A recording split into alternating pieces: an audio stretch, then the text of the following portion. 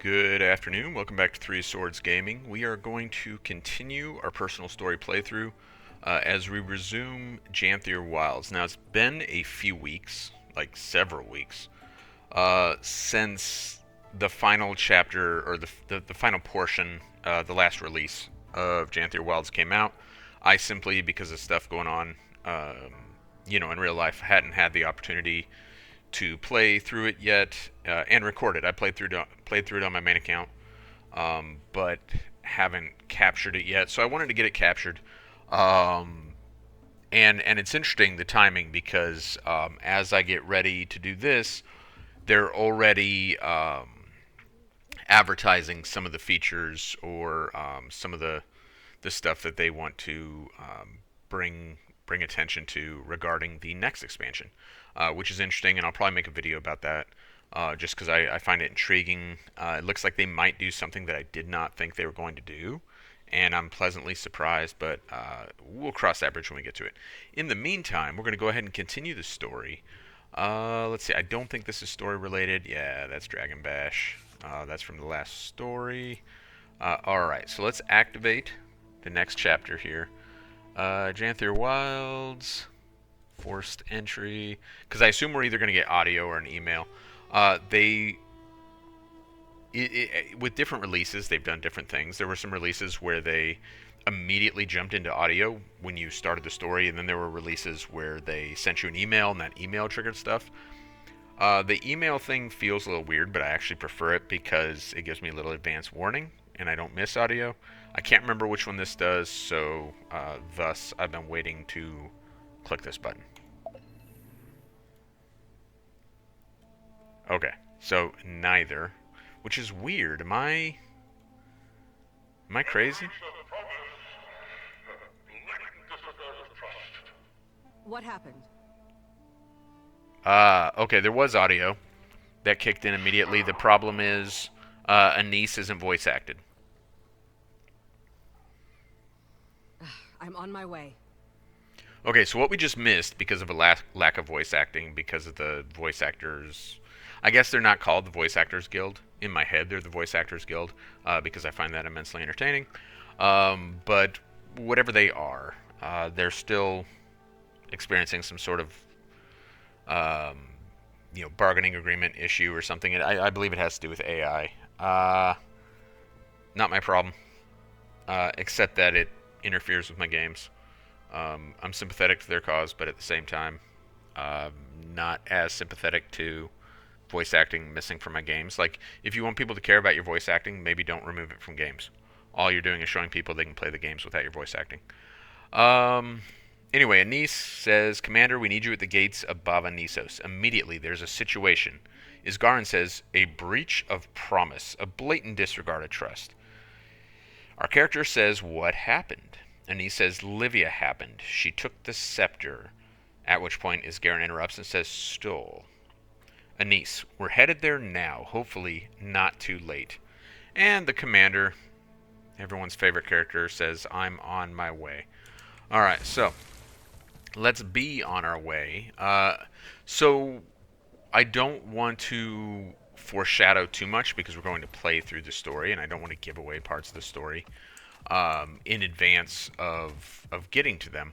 I will say that the scepter represents a little bit of a problem from a storytelling perspective. Whenever you're telling a story, if you create something too powerful for the story, then you run into a little bit of an issue because you have to resolve that somehow. You have to take this thing that you have made too powerful for the world in which it exists, and you have to reckon that. I was about to say, like, dispose of it, but maybe you don't dispose of it. I don't know what you do, but you have to do something with it because it exists within this world, and it disrupts the balance of power within the world. And that's a little bit what we have with the Scepter of War, right? We have this thing that is so powerful within this already very unbalanced world of Tyria, because of their somewhat ham-handed storytelling, that we, what do we do with that, right? Like, what does it represent? And So here we see that manifest in that Livia has now stolen this super powerful artifact. I'm going to adjust the volume slightly because I think I'm a little bit out of whack. Okay, hopefully this is about right. We'll see. I tried to get it straight before recording because my voice was too quiet. Now I'm a little concerned that it's too loud. Regardless, Scepter of War, too powerful of an artifact for the world in which it exists. That is the storyteller's fault, right? We don't know the repercussions. Besides, we haven't exhausted all our options. My patience is exhausted. Anise, you've searched this isle up and down. Think of the repercussions if we don't act soon, says Livia. Anise, I resent you putting me in this position. Livia, I'm moving us towards a solution, one we already have. It's been in your hands from the start. Rather curious that it's found its way back to your hands. Anise is wise not to take a thief at her word. Anise, let's not... Livia, difficult to steal what already belongs to you. Legabo belongs to no one. Trying to control it is a short path to it controlling you. Livia, quaint of you to assume me incapable of handling great power, not that you would know anything about that. Anise, hey. Uncalled for. Cheap shots won't win you any favor. Anise, quiet, all of you. Can't hear myself think. Aha, voice of reason arrives. Wayfinder, talk some sense into them. I don't know what you want me to say. Okay, so we get two options here. And an interesting thing is going to happen when we select an option. So I'm going to... I have done a playthrough where I agreed to Livia's plan to use the scepter, but that's not my instinctive response. My instinctive response is to side with the wizards. The scepter is too dangerous, and that is what we went, what we, all the way back at the beginning of Janthir Wilds, or beginning-ish, what we chose in the conference of the Tyrian Alliance or whatever, also, if I remember correctly. It should be, it was at that time my natural instinct and remains so. In part because I think, if you're role playing, it makes sense within the role play. But if you're not role playing, just from a storytelling perspective, again, we have this thing that is too powerful for the world in which it exists. Waiting Sorrow has a point. The last guy who thought fondly of using that scepter sunk a continent. Anise says, my fears exactly. Livia says, choosing the cautious route. Rather unlike you to sit by as the world crumbles, Commander. If we did things your way, we'd just be expediting the process. And boomsies. Fight now. So when I played through this the first time, and I didn't see it this time, there was a little warning that says your allies will... Maybe it only happens if you side with Livia. It says your allies will remember, that you sided with Livia. But the problem for that was... Or the problem with that, I mean, is that I never saw a payoff on that. So I'm not sure what it refers to. How did my allies, what was the consequence of that decision? Because the whole point of having choices in a role-playing game is that those choices have consequence, right? And when I played through this on a playthrough where I sided with Livia, I did not see the consequences. So I'm not sure how those manifest. In this case, we sided with everyone except Livia, and it didn't say that at all. So I would be curious to know more about that. And I guess what I would have to do is 2 playthroughs side by side, like one chapter and then the same chapter on the next playthrough, and just do that chapter by chapter to try and catch the differences. But I don't care that much, and I'm not going to do it. So this is a rather sizable ambush, and I did this on a... what was it? Time to do some... I think it was a mesmer, and actually got downed during this. Now, in fairness, I'm not a really good mesmer. be quite honest. And I'm also not a very good ranger, so take that for what you will. But at least I can avoid, or thus far I've avoided getting downed on the ranger. But this is, like, they invested in trying to make this something. If I represent kind of the middle of the road for a Guild Wars 2 player, which I genuinely believe I do, I am nowhere near what would constitute a good player in this game, but I'm also nowhere near the floor in this game. So I feel like I'm kind of middle of the road. With that in mind, they probably, I think, balance this encounter fairly well in that you have to pay attention, but if you do pay attention, you should probably be okay.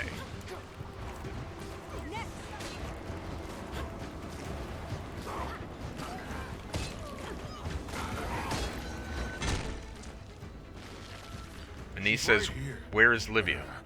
She was. But that imbecile. The gate. We need to stop her. And as you can see, now we got an effect here. This is the entryway that we could not get through in the prior chapter, right? And there's Livia doing her thingy thing with the scepter. Livia, stop. It's power. We don't trust it, Anise. Trust me.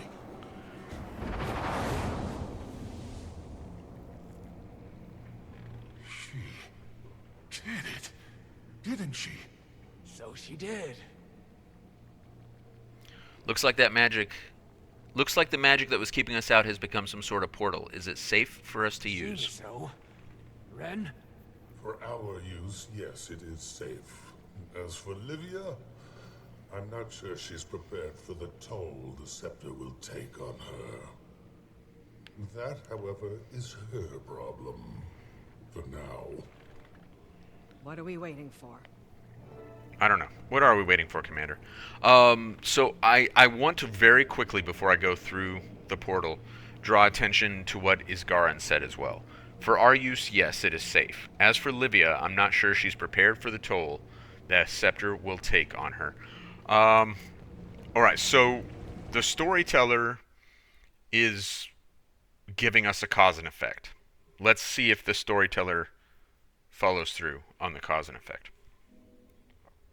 What am I looking at? And he says, what's left? Nisos is the Titan. Or vice versa. The other three did seem to meld with their environments. Given how much time has passed, it appears the Titan and the city have become one and the same. Mabon, what exactly were you planning to do about this? Livia, she's being attacked, says Anise. Alright. Yeah, the fact that they have two voice actors in Anise and Livia who aren't voiced and they regularly interact with each other is noticeable. More so than if it was just one character, like when it was Jenna. Alright, here's Livia getting attacked. While we help Livia deal with this nonsense, I want to talk about the whole... The Titan has become Bava Nisos. Bava Nisos is the Titan thing. I've watched a couple, 2 or 3, I don't remember how many, other, or I say other as if, you know, as if I matter, but 2 or 3, you know, fairly prominent content creators for Guild Wars play through this, and they all seem to like the Bava Nisos Titan merging into one thing. I don't. I don't because it is too close to already being... So, it's an unnatural thing. When natural things happen, they're natural, and consequently, when they happen routinely, it's not troubling. Or it's not uncomfortable. In this is something that is unnatural. So if this happens routinely, that's off-putting to the player, I think, even in a fantasy world. So because we already dealt with something similar with Kralkatorrik, I don't like that it's here also. Now, Kralkatorrik hadn't become one with anything, so that's not really the angle I'm talking about. But we went inside Kralkatorrik to deal with Kralkatorrik. Like, that was our solution for killing Kralkatorrik, right? We literally went inside and, like, punched him in the heart or whatever. So for me, this concept feels like the same thing again.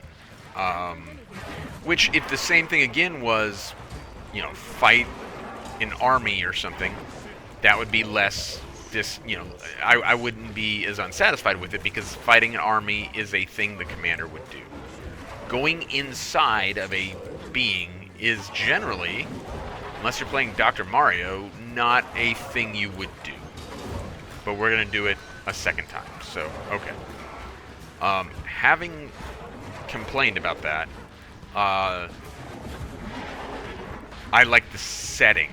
I think the map is interesting. It's an interesting environment, even if I don't like what it is intended to represent, like how that came to be, if that makes sense.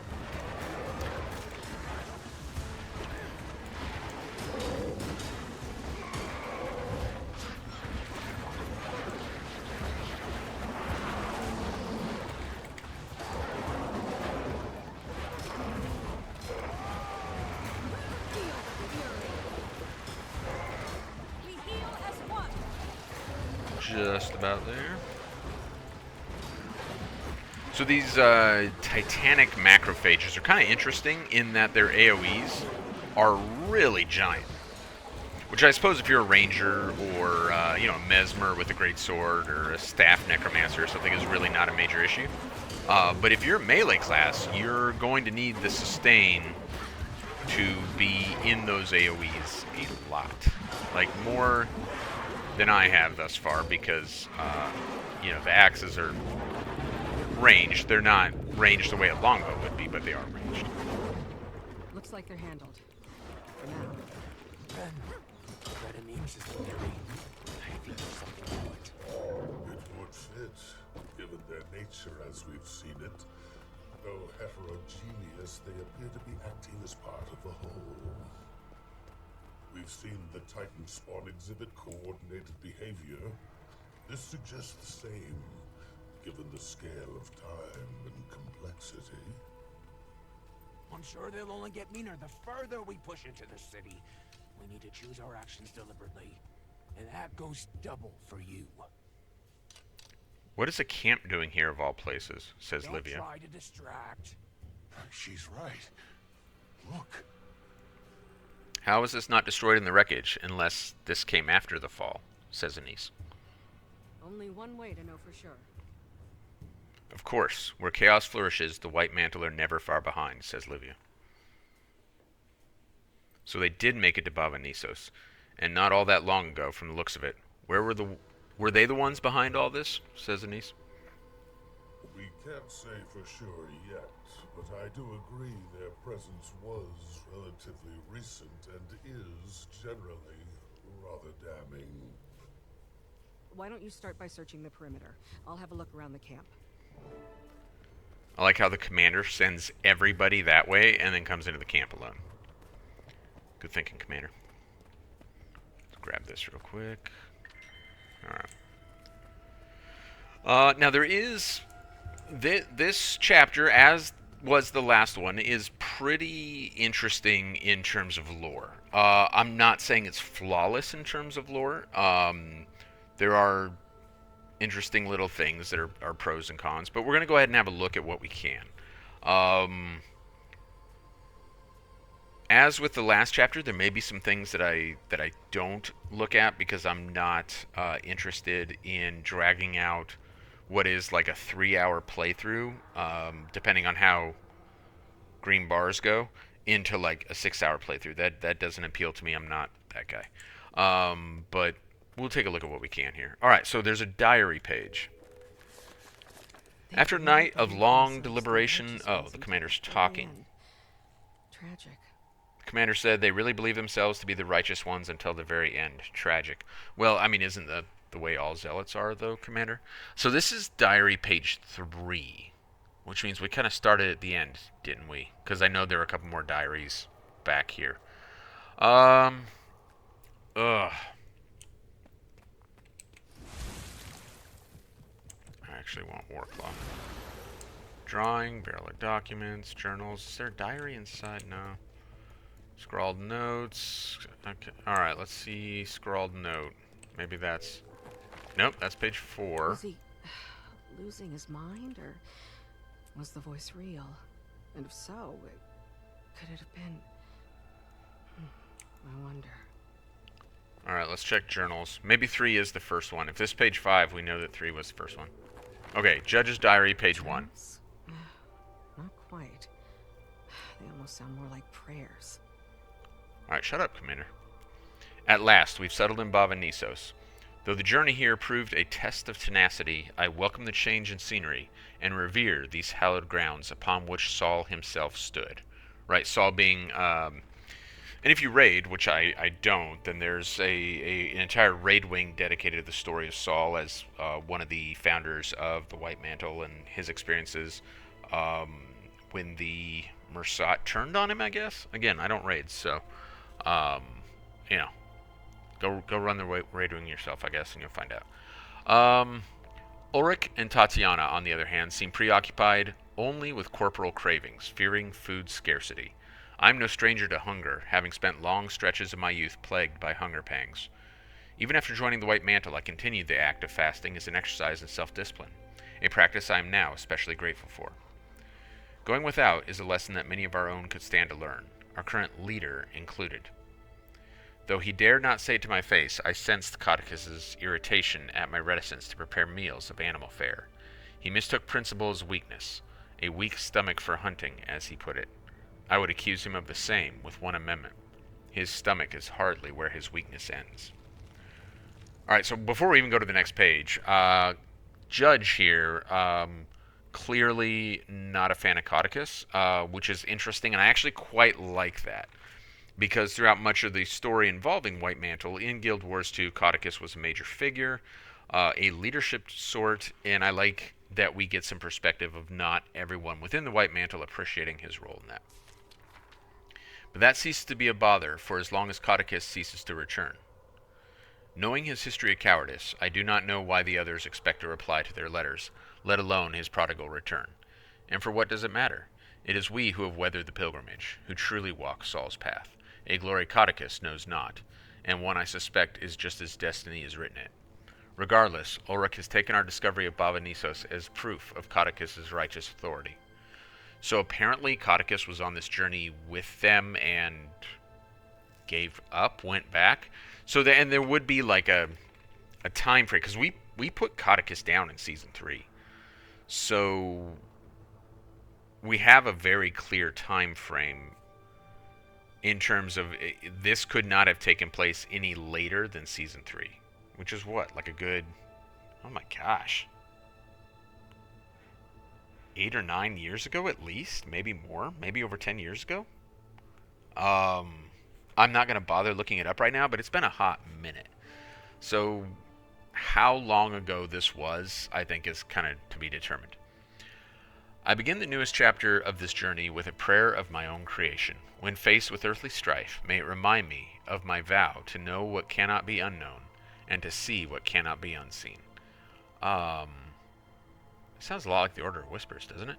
I don't know that that's the intent here. I didn't see any indications of that in my previous playthrough, but it is, even on my first playthrough, that really jumped out at me, how Order of Whispersy that paragraph is.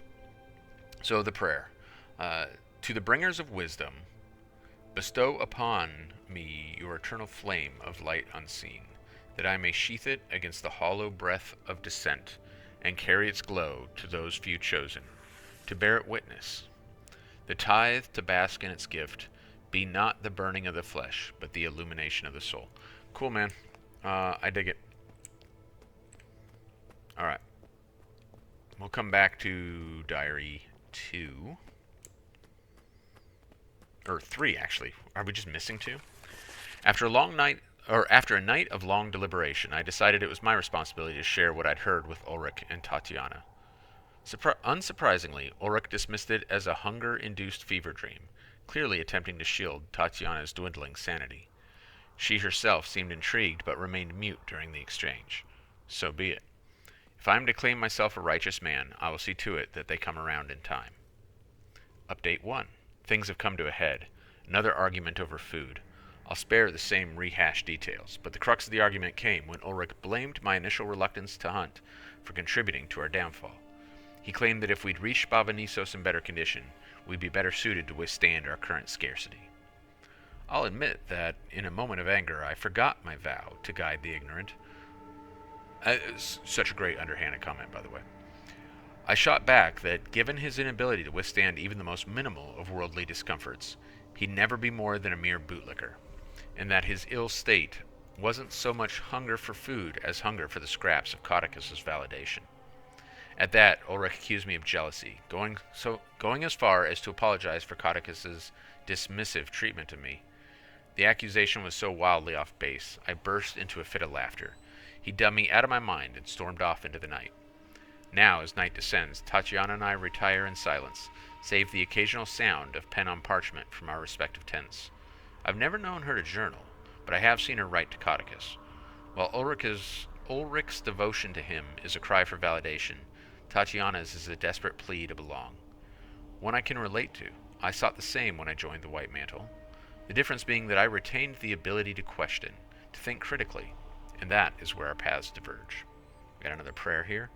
In my times of weakness, forgive me for my failures, to treat the hubris of others not as curated malice, but consequence of ignorance. Like Saul himself embodied, none escape this life free of temptation from mortal folly. Be it not a cause for shame, but a source from which understanding springs. He calls upon me once more in the dead of night. This is an update, no more prayers. He calls upon me once more in the dead of night. My last hope left me here to rot. Please, help me.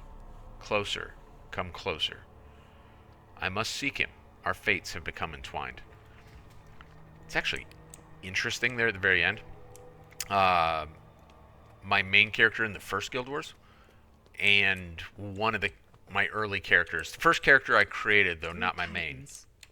3 White Mantle. Can it really be that simple? Okay. Anyway, that character's name is Fates Intertwined. Not important. Why? It's when looking at these drawings that the commander suddenly says 3 Titans, 3 White Mantle. Can it really be that simple? So we kind of get that out of nowhere, right? And I don't actually see any indication in the drawings that would have led the commander to even...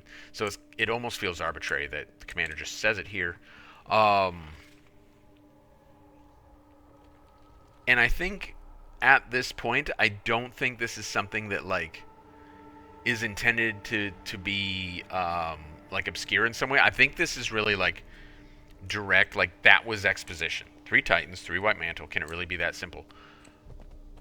Apparently, Commander, I think that's just straight up, like, and that's a little heavy-handed, right? But that is ArenaNet saying, so you are not confused about what's going on. Here's how the Titans came to be. Move to the next part of the story.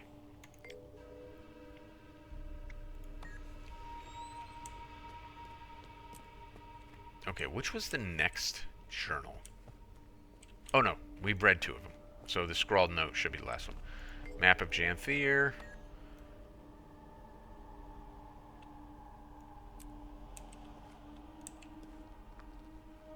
Is this... Oh, it lights up when I...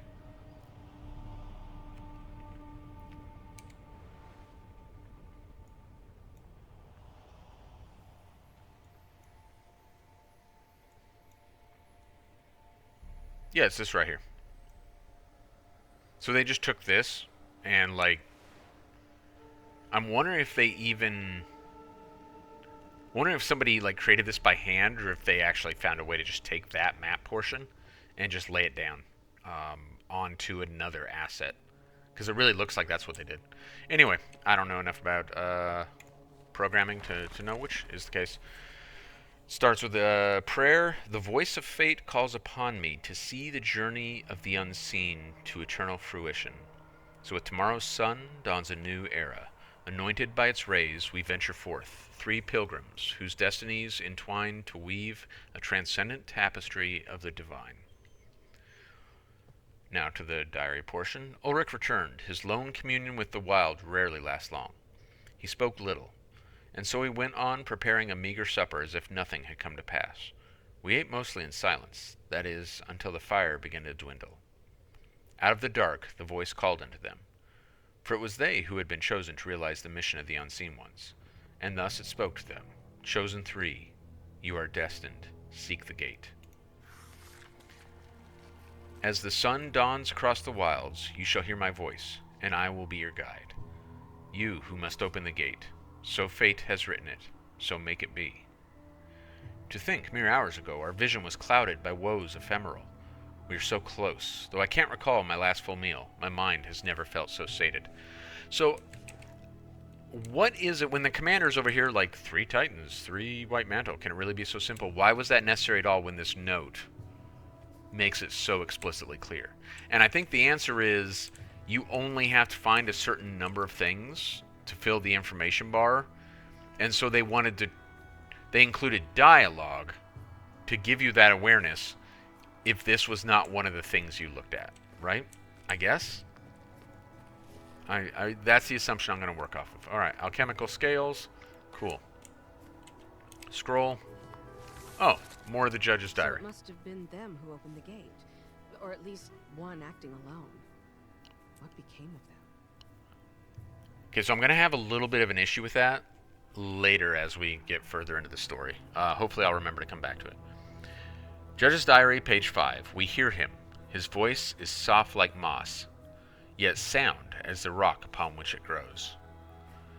Like a low hymn carried by the wind, it sings to us, beckons us forth. We must follow. The first steps towards the epochal end. Fate has written it. It is only a matter of time now. I will say, the writing for the diaries is pretty slick. What have I not clicked on here?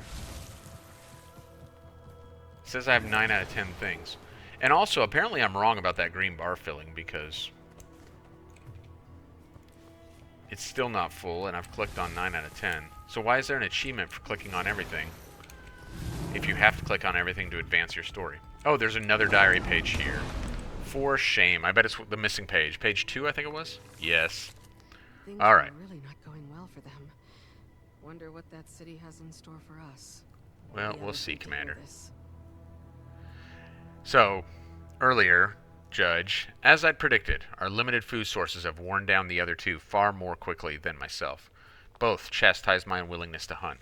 Tatiana deeming me selfish, Ulrich muttering some slight under his breath.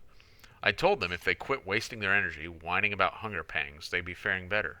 That shut them up, for now at least, though I've mostly chosen to keep to myself. I, on the other hand, find the pain an ideal anchor for meditation, and for cultivating that state of clarity. I credit what happens next. Oh. Sorry, I misread that sentence. Let me do that paragraph again. I, on the other hand, find the pain an ideal anchor for meditation. And for cultivating that state of clarity, I credit what happened next. Better? Late last night, from somewhere across the vast expanse of dark, I heard a call. Is this what Tatiana claims to hear, when Ulrich and I venture into the ruins and leave her alone? It began as a low rumble. In a state of half-sleep, I mistook it for early thrums of thunder. Then I started to make out coherent words. They see not your promise, what you're capable of. Stirring me fully awake, I decided to brave the night. I ventured out, trying to decipher the direction of their source, still unsure if they were dream or reality. As if to reassure me, the voice called out once more. You're a righteous man. Please help me. Then silence, save for the howling wind. That's a weird word to describe wind. You almost want to say howling wind, but it's not. Hollowing? Hollowing? Hallowing? I don't know if that's hollowing as in to make hollow, or hallowing as in to make hallowed, which is a word, by the way. And I don't know. I know a lot of things. I don't know the answer to that. I lay awake the rest of the night, in something between a meditation and a stupor. Had I imagined it? Was this voice the product of an empty stomach? Of a lone mind coloring in a blank chasm? No, it was real, clear as the toll of a lone bell across the abyss. You're a righteous man. I spent the night pondering the message and its source. As of now, I'm unsure whether to share it with the others. It may be the last wound that drives Tatiana mad, and I am unsure what lengths Ulrich will go to secure his mission to our false prophet. Beyond this, they don't seem eager to indulge my company. But that's of no importance. My earliest memories onward have been a lone wade through life's flood. Saul, too, bore the immensity of revelation alone. But rather than hoard its light, he held it before him like a lantern, guiding those around him so that they could see the way. Then we got the prayer here. As a vessel of devotion, give me the strength to fulfill my role as guide, to set the unseers upon the right path. May I act as an offering, my body a sacrifice, a transmutation of mortal flesh. I am the votive, the lit flame, from which darkness bows to light. I chose not, rather I was chosen to illuminate the way. I like this blank page. My favorite page. That was good. I assume this is... Surely this is intentional, right?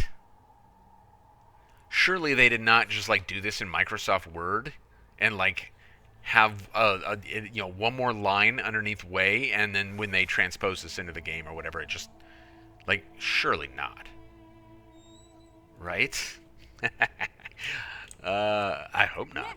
That would be incredibly embarrassing for them. Surely they meant for that page to be blank. It's like an Army FM. You gotta have a blank page in it. I found some interesting... Centuries of meddling, and you'd think they'd develop some self-awareness, says Livia. You're one to talk. Excuse me? None of you were getting anywhere until I took action. You'd still be standing around with your thumbs up your... Says Livia. You know, Livia, interrupts Anise, you're right. You took plenty of action. Abandon us in battle, put our lives at stake. Sure, you could have killed us, along with half Eteria, but I'm getting the impression you really don't give a damn. Such language. Oh. I'm tired of arguing. Gods know you won't listen to anyone but yourself. You've already made that clear. Take whatever the hell action you want, and while you're at it, you can shove that scepter up your... Countess. Go on. You have my blessing. Not that it means anything to you. So we get a little Countess Anise tirade. That was almost always Anise. Almost all Anise, I mean. And now everyone's grumpy and they walk their separate If you directions. sink this city, you better pray the scepter takes you with it. Deal, says Anise. And I interrupted Waiting Sorrow. Waiting Sorrow said, Livia, if you sink the city, you better pray that scepter takes you with it. Livia said, deal. Okay, so we got... Everyone splits off grumpy here, but then we also have a whole bunch of Astral Ward, like, entering the space. So now we have been followed through the portal by Illuminate Katla, Brazen Sunrise, Random Astral Ward, and then also Counselor Ludo has decided, if you don't remember where Counselor Ludo is from, she was the Asuran representative to the Tyrian Alliance when we had our Tyrian Alliance conferences, right? I don't know. I feel like I should know, but I don't know who Banked Tovason is. I don't know where... I think he tells us. I think he tells us who he is. But I don't remember having ever seen him before, just for clarity. All right, Livia will be the last one we talk to, because she triggers the end of the instance. Let's talk to everyone else. Counselor Ludo. What do you think of my juvenile Warclaw? I haven't named my juvenile Warclaw. Should we name it?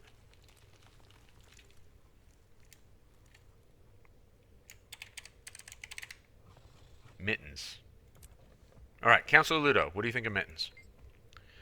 Commander Wayfinder. Commander Wayfinder. Thank you, Counselor Ludo, for taking two absurd titles and stringing them together. It's like being Sergeant Major Major. Good to see you again, even though I may wish the meeting could have been under better circumstances. Counselor, you're here in person?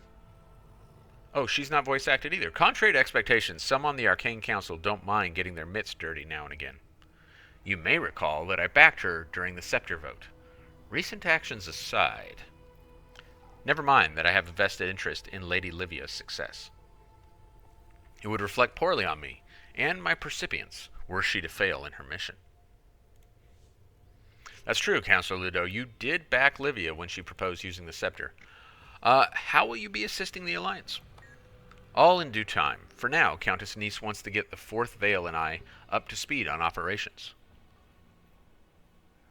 That means bouncing back and forth between here and the staging camp in the Barrens. Eventually, one can extrapolate that it will lead to us joining Livia's push into Bava Nisos proper. An electrifying prospect, is it not?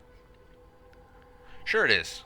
If I remember correctly, and I may not remember correctly, I believe Fourth Veil is the collective of mesmers that Anise and Mabon were both members of. They met in Divinity's Reach from time to time, as I recall. Which would imply, by the way, that Ludo is also a mesmer. Let's see. She wields a staff and is real purpley. Although she's got like the dry, I think that's the dry bones set for pants. I think this is like acolyte or disciple or something on top. She looks a little necro-y, but I think, and of course, you know, the Guild Wars 2 color associations are important. I think she's meant to be a mesmer. All right, Waiting Sora, what are your thoughts on everything that's happened? Goodness, Wayfinder, that Livia woman would drive even the most sober bearkin to the honey wine. She could leech even Alder's stoicism. Takes centuries to carve out a personality like that. Hey, don't blame it on age. Not all of us end up that grating. Then again, she does remind me of Ren in some ways. Maybe you're onto something. The best we can do right now is stay focused. Great. That was a great conversation. Let's see how Anise is doing. Anise, you having a rough time with your bestie? I like the new haircut, by the way. I actually do quite like Anise's, like, combat look. One, I do like it when they, like, give characters little makeovers at some point in the story. So, like, you know, we got early in Janthir Wilds, Bram now has a beard. But that wasn't Bram's first makeover. Bram and Timey, and it was during Season 2, I believe, our whole little squad, Bram, Timey, Casimir, and Necro Girl, Marjorie, all got, like, a makeover, right? Am I forgetting one? Oh, and Rox. Did Rox get a makeover? The others did. I don't recall if Rox got a makeover or not. I assume she did. And then I think Rox got another makeover at some point in Season 3, maybe? After the whole Omicron thing? I don't recall. Alright, Anise. I like your look. I like the boots. I need to get a set of boots like that. Is this an outfit that's available? I assume it is. I don't mean to be curt, Commander, but I really could use a moment to myself. Oh, understood. I'll leave you to it, Countess. Well, that was worth our time. Spent more time looking at her outfit than we did talking to her. Isgarin. What's up, Genie dude? Wayfinder, I'm afraid there is not much more to say. Whether we like it or not, Livia has acted for all of us. The path before us is clear, even if it's not the one we would have chosen. You know what that reminds me of? Like there's some movie, and as I recall it was a real trash movie, but there's some movie where like some renegade Russian general attacks the United States, and then like Russia's kind of on the hook for war, even though that's not what they intended. Was it a Ben Affleck movie? It was a terrible movie. I can't remember what it was. Anyway, Isgarn, do you think Livia could be right? Perhaps we may find that to be true when all is said and done. That doesn't mean I can easily forget or forgive. She will answer for her actions. That much I can guarantee. To which we say, very non-committally, because we may have made a choice to back her, we may not have. So I guess this line works out either way. I guess we'll see how things shake out. I mean, write it in, Airborne. All right, Bear. What's his name? Poised Arrow. Pokey. Pokey. Buddy. What's up? We lowlanders can get heated with each other at times, but these wizards give me a headache. Are they always like this? Well, not quite like this, no. How are you holding up? Fine. Just need to smooth my tufts. It's a weird phrase, man. Seeing friends argue always makes me uncomfortable, especially when I'm not sure how to help. It's like something a 12-year-old would say. I don't like it when my friends argue. I'm sure things will work out, though, once nerves are calmed. Alright, let's talk to Bank Tovison. Does he tell us who he is? I hope so. Ah, Wayfinder. Should have known someone with your reputation would be in the vanguard. Ludo and I are here to help Lady Livia with her mission. So, are you here with the Alliance, or... In a sense, but say, you must be the commander. Between Anise and Casimir, I've heard enough gossip over the past decade to spot you in any crowd. Largely good things, mind you. But where are my manners? Bank Tovison, fourth Vale of the Mesmer Collective. We'll be seeing more of each other soon, I suspect. Don't need Raven's foresight to know that. Alright, so there's our answer to Fourth Vale. They are, in fact, that Mesmer Collective. What's interesting is, between Anise and Casimir, I've heard enough gossip over the past decade,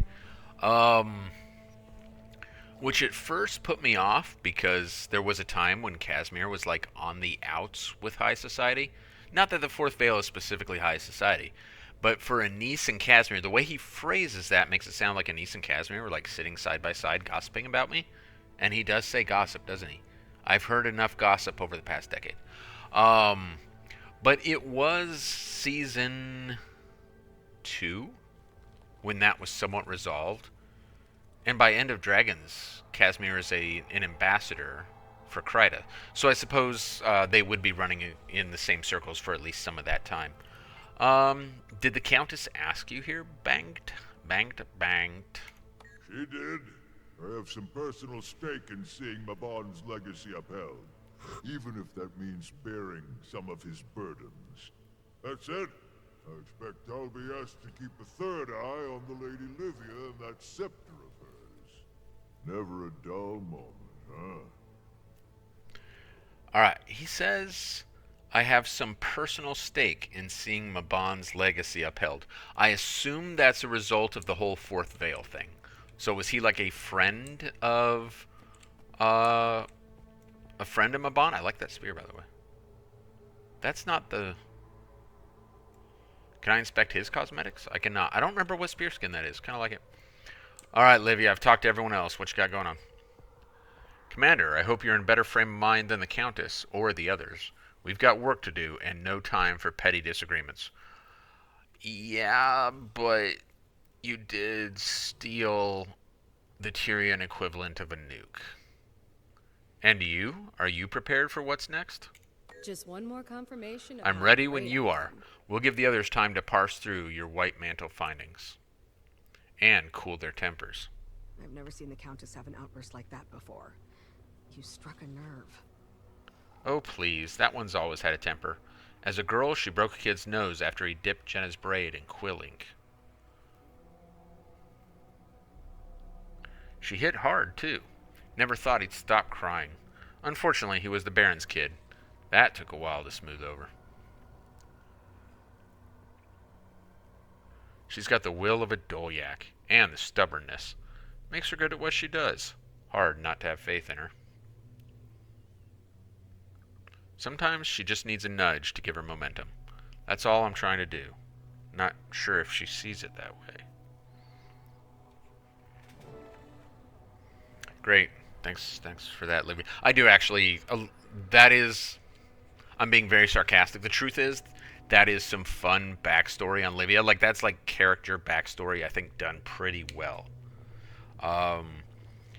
It might be kind of pushed on us a little bit in the way it's inserted in the dialogue, but I kind of enjoyed that. Um, it gives us some fun mental images of Anise and Livia, apparently. Although so when you look at timelines, right? Actually, when you look at timelines, this is very, very interesting. So there was a theory that Anise and Jenna were two aspects of the goddess Lyssa, both being powerful mesmers, and Lyssa being kind of the goddess for the mesmer domain, among other things. But here we have Livia, who's been around for 250 years, telling us stories about the two of them as children. So unless Livia is an unreliable narrator, which maybe they're doing that, but unless she is, then the Jenna and Anise as Lyssa theory has been debunked, right? Anyway, I also like the pigtail and ink thing. That's fun. All right, I think I've seen and heard enough. What's next, Livia? Looks like it's just us for now, Commander. I'm in agreement on this whole immune system theory. If we can knock out parts of the whole, we'll have the advantage. The body is an interconnected system, after all. As for the Mistgate, it's sure to be heavily protected. Some simple divide and conquer, and we'll have our in. Okay, so I do want to take a second to address something, and I've actually taken a very long time with this instance. What are we at? 51 minutes for that instance, which is horrendous. But I want to address one more thing before we go further. So we kind of blew through it because I was talking about other stuff way back in the chat somewhere. After the fight out here with the lithophages or whatever they were, as we're walking over here to look at the encampment, the characters, not the commander, but I believe it's specifically Waiting Sorrow and someone else, talk about how it resembles an immune system. The lithophages appear to be acting almost like white blood cells would, although they don't specifically say white blood cells. And then we have... So I want to look at how much time is spent on what matters and how much time is spent on other things, depending on what you consider what matters, I guess. I spent 52 minutes so far, almost 53 in this instance. Well, I talked for a few minutes before entering the instance, but let's say 48 minutes in this instance. And of that, we spent almost all of it like in dialogue and talking to these characters about things unrelated to the plot. The plot was Livia stole the wand, opens the gate. We come in here, we kill some things. They look like an immune system. Now Livia and I are going to go attack the body because remember the city's in a body. That's it. That is the entirety of the plot, and everything else was like Anise and Livia arguing. Now, granted, I protracted it by running my yap, but that is a lot for very little, which I don't think feels super good, and that's going to kind of define much. This used to happen a lot with some of the earlier like Living World stuff, and really keep in mind, mini expansions are Living World that you pay for. If you think they're anything else, you've like deluded yourself. This is just paid Living World, which is fine if that's, they're making money now, which is what's keeping the game alive and giving us more and more content. So I guess that's cool, but at the end of the day, mini expansions are paid Living World, and Living World has always had the problem. Mini expansions have had the problem. Both Soto, which I insist should be pronounced Sato, because secrets is capitalized, of and the are lowercase, and obscure is capitalized. That is 100% Sato. Both Sato and Janthir Wilds have this problem as well, where they have to rush through the story incredibly quickly, so we get that that sense of like, here's the plot, like it, good, fight a thing, all done, and we're getting that again. Another thing that we are getting again, where'd my arrow go? Is we got a green bar. So I'm going to end the video here, and I'm going to end it here because I have a green bar to fill, and I'm not going to make people watch that because this green bar is particularly egregious. So the reason that the green bar in this chapter is so bad, it's not unbalanced. It's really genuinely not. And it's the only green bar, if I remember correctly, in this release, and I'm grateful for that. But this one is awful because this map functions like Dragon Stand. There's this portion of the map, and then there's the rest of the map, right? And the rest of the map is lanes and events that lead to the meta event. So the very first time I played through this, I have played through this on 2 accounts prior to this. On my main account, the first time I played through it, when I got to this point in the story, conveniently, the meta was just starting, and I joined the meta just to see the meta, and it filled the green bar up here. And I was like, oh, that's cool. The second time, I didn't do the meta. And what I discovered is, without doing the meta, this green bar is exceptionally painful to fill. They want you to do the meta to fill the green bar. And I wish they had just said, do the meta instead of fill the green bar. And I guess they wanted to give you a way of filling it without doing the meta if you just don't want to do it or whatever, I suppose. But it takes a really long time. So what I'm actually going to do is I'm going to end the video here, and I'm going to wait for the meta and do the meta because it is by far the fastest way to fill the green bar. It's the only thing that makes sense. And so that's how it has to be done.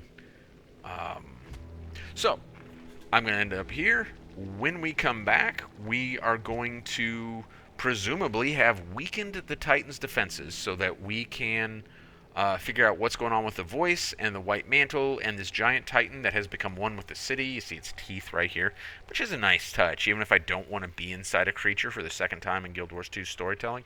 The map is well designed. I'll certainly give them that. So when we come back, we're going to sort through all that, and we'll see if the Scepter is as bad as they have made it out to be. Because in a couple times in this portion of the story, they're like, the Scepter is catastrophic. Like, this is really bad. And as Garin said, Livia is going to pay a price for using it. Will that happen? We'll find out when we come back.